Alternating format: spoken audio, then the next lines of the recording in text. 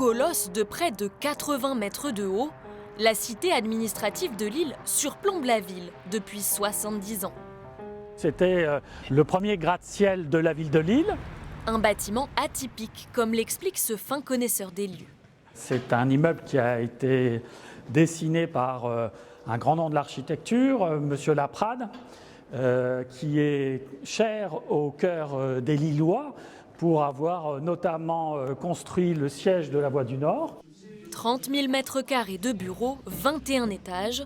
Objectif, centraliser les services de l'État dans un même bâtiment, moderne et fonctionnel. Dans le couloir, tout est pareil et tout est pareil à tous les étages. À cette époque, il y avait la volonté de montrer un État efficace dans son organisation avec justement une architecture qui soit vraiment dévolue à l'exercice des missions de service public.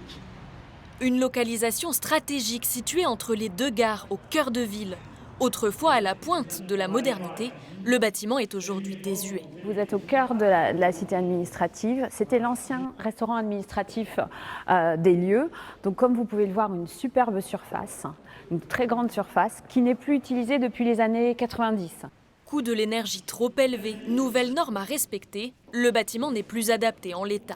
On avait l'option de réhabiliter la cité administrative ou de vendre. Très clairement, on a un besoin de continuité des services de l'État. Et si on réhabilitait, c'était pendant que les services étaient présents. Très sincèrement, la continuité de l'État n'était pas assurée. L'appel d'offres est ouvert. Le bâtiment est désormais en vente sur le site du gouvernement.